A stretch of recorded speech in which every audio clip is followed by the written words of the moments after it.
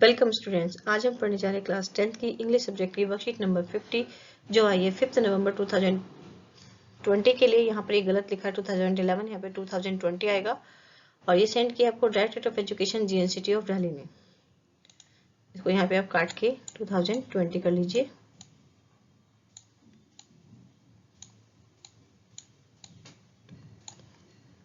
आज का जो टॉपिक है वो आपका लेसन नंबर जो 3 है फर्स्ट फ्लाइट बुक में, 2 स्टोरीज अबाउट फ्लाइंग।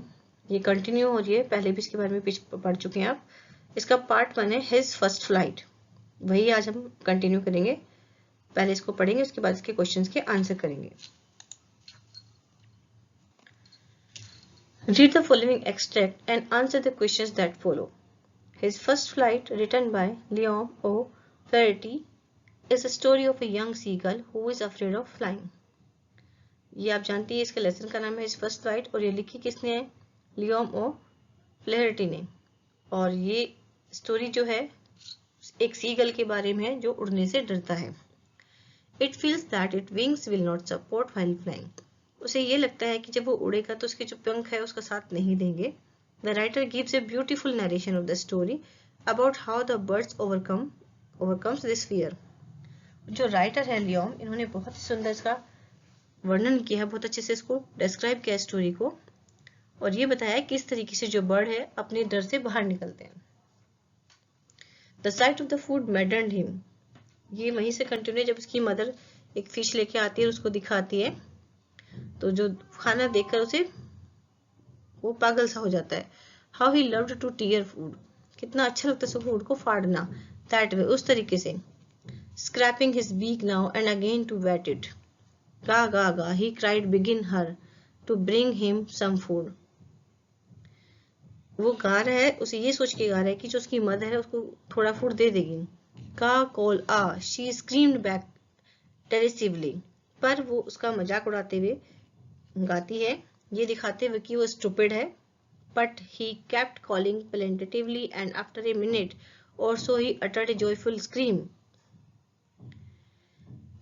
पर वो फिर से कॉल करता है और जॉयफुल खुशी की जो आवाज है वो निकालता है। His mother had picked up a piece of fish, उसकी मदर एक टुकड़ा उठाती है फिश का, and was flying across him with him, और उसकी तरफ उड़ते हुए आती है। But when she was just opposite to him, पर बस जैसे ही वो उसके पास होती है, शी होल्ड, वो रुक जाती है।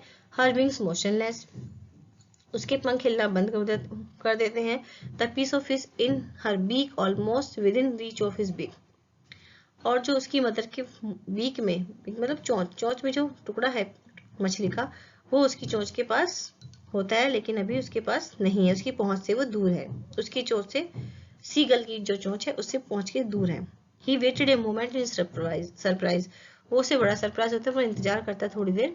Wondering why she did not come nearer, उसे आश्चर्य है कि वो उसके पास क्यों नहीं आ रही। And then maddened by hunger, और फिर भूख से पागल हो जाता है। He dived at the fish, वो फिश पे कूद पड़ता है। With a loud scream, he fell outward and downward into space, और एक चीख निकलती है क्योंकि वो ऊपर और नीचे जा रहे हैं स्पेस पे, खाली जगह जो है। Then a monster terror seized him and his heart stood still, और तब उसे बहुत ही ज्यादा डर सताता है, उसका जो दिल है वो थम जाता है। He could hear nothing, अब वो कुछ भी सुन नहीं पा रहा। But it only lasted a minute, पर ये सिर्फ एक ही मिनट तक था ये जो डर था उसका। The next moment he felt his wings spread outward, अगले ही मोमेंट उसने देखा जो उसके पंख है वो बाहर की तरफ निकले हुए हैं, फैले हुए हैं। The wind rushed against his breast feathers, और जिसके हवा है जो ब्रेस्ट पे इसके feathers लगे हुए हैं उनको वो छू कर जा रही है। Then under his stomach, और फिर उसके पेट से छूते हुए जा रही है। And against his gradually downward and outward, और फिर against his wings, sorry, अब उसके पंखों से। He could feel the tips of his wings cutting through the air, वो अपने जो टिप्स है विंग्स के उनको महसूस कर सकता है कि किस तरह से वो हवा को काटते हुए जा रहे हैं। He was not falling headlong now, अब वो सर के बल नहीं गिरता। He was soaring gradually downward and upward, अब वो क्या करे, धीरे धीरे ऊपर नीचे उड़ रहा है। He was no longer afraid, अब कोई भी डर उसमें नहीं था। He just felt a bit dizzy, बस वो अब कैसे महसूस कर रहे, डिजी महसूस कर रहे हैं, मतलब कि वो थोड़ा थक गया है। Then he flapped his wings once and he soared upward, अब वो अपने पंख को फिर फड़फड़ाता है और ऊपर की तरफ उड़ता है। अब गाता है गा गा गा गा गा गा गा गोला।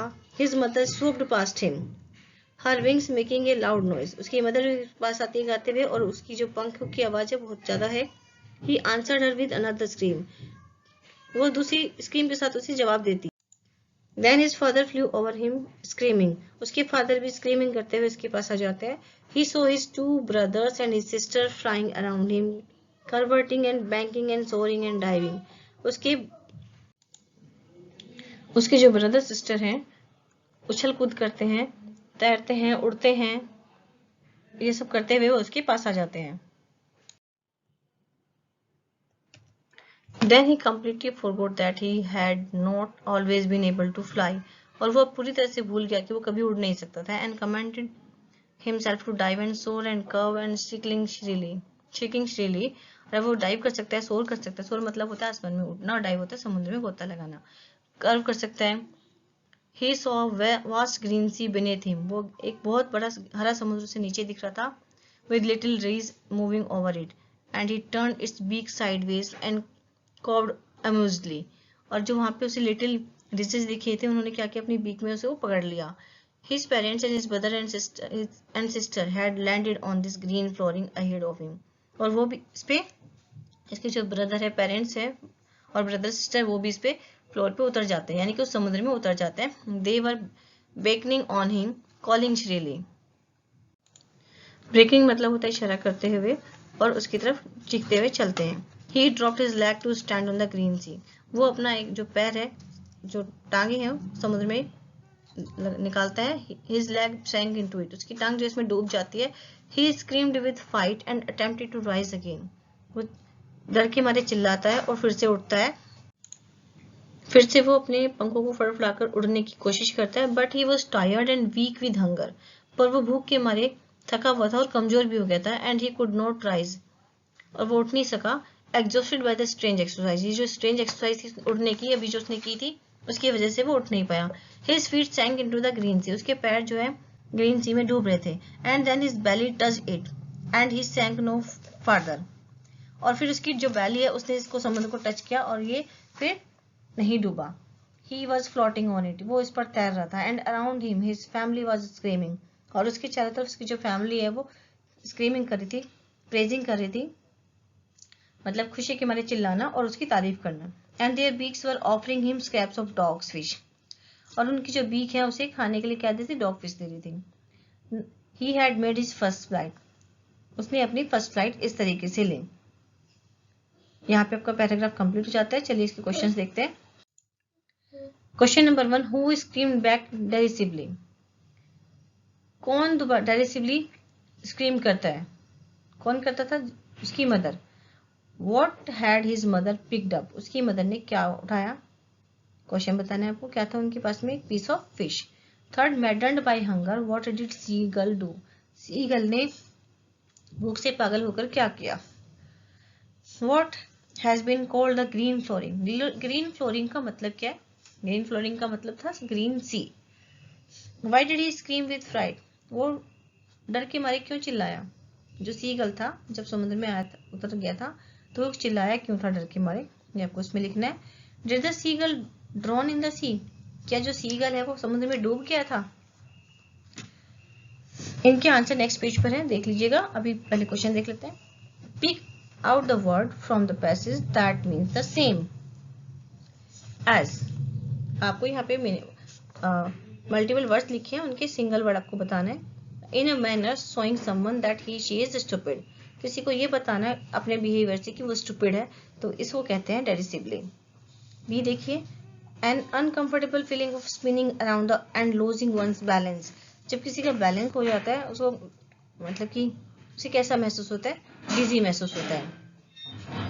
टेरर, टेरर का मतलब होता है फ्राइट और टायर्ड का मतलब होता है exhausted.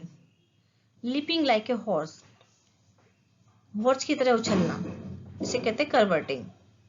Flying high in the air, हवा में ऊंचे उड़ना, इसे कहते हैं सोअरिंग। 8 देखते हैं, right A short composition on your initial attempt at learning a skill. आपको एक छोटा सा कंपोजिशन लिखना है लिखना है अपनी स्किल के बारे में, जब भी कोई अपनी नई स्किल सीखी होगी उसके बारे में। You could describe the challenges of learning to ride a bicycle और लर्निंग टू स्विम। आप बता सकते हो कि किस तरीके से आपने साइकिल को जब चलाना सीखा था या फिर आपने तैरना सीखा था तो आपके सामने क्या क्या प्रॉब्लम्स आई थी, और आप इसे एक मजाकिया तरीके में भी बता सकते हो। Make it as humorous as possible. ठीक है, इसको एक ह्यूमरस बताना है, मतलब जिसको पढ़ के हंसी आए। चलिए आंसर देख लेते हैं।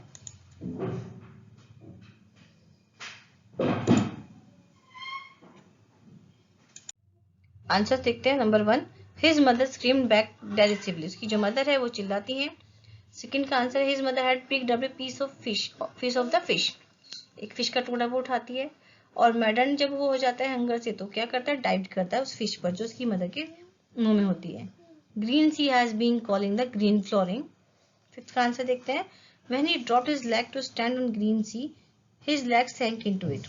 He screamed with fright and attempted to rise again, flapping his wings, but he was tired and weak with hunger, and he could not rise, exhausted by the strange exercise. आपने पूछा था कि वो उसे कैसा लगता है, वो क्यों चिल्लाता है, इसमें बताया था। जब वो अपने पैर नहीं चिल्लाता है तो डर के मारे वो चिल्लाने लगता है कहीं वो डूब ना जाए। 6 में, no the seagull did not drown in the sea. नहीं, वो नहीं डूबता। ये अपना एक्सपीरियंस यहाँ लिखना है आपको। अपने कोई भी आप अपनी जो भी चीजें आपने सीखी उसके बारे में आप यहाँ लिख सकते हैं, लेकिन थोड़ा मजाकिया वे में लिखना है कि उसको पढ़ के हंसी आए और आप उसे सीख भी जाए।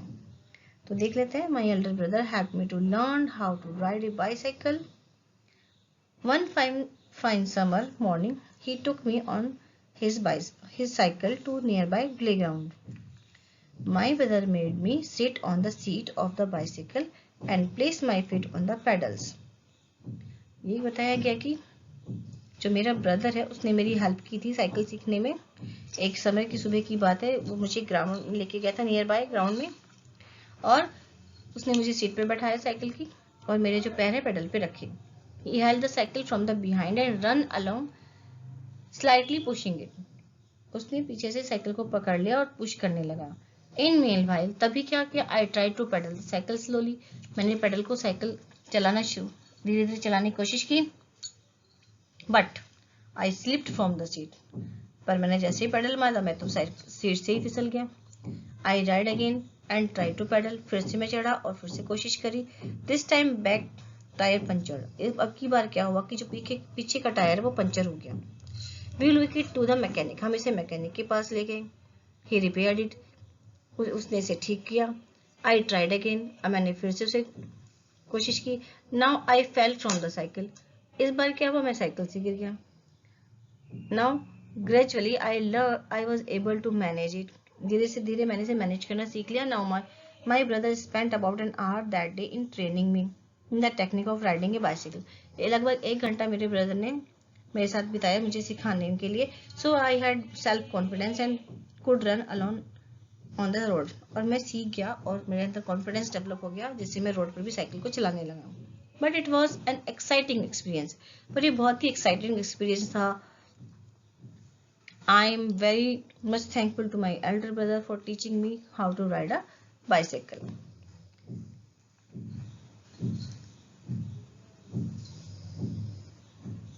तो ये वीडियो आपको कैसी लगी, सभी बच्चों को अच्छे से समझ में आ गई होगी। तो जल्दी से इसे लाइक करें, अपने फ्रेंड को शेयर करें, और जिसने इस चैनल को अब तक सब्सक्राइब नहीं किया वो इस चैनल को सब्सक्राइब करें। मिलते हैं एक और नई वीडियो के साथ, तब तक के लिए थैंक यू स्टूडेंट्स।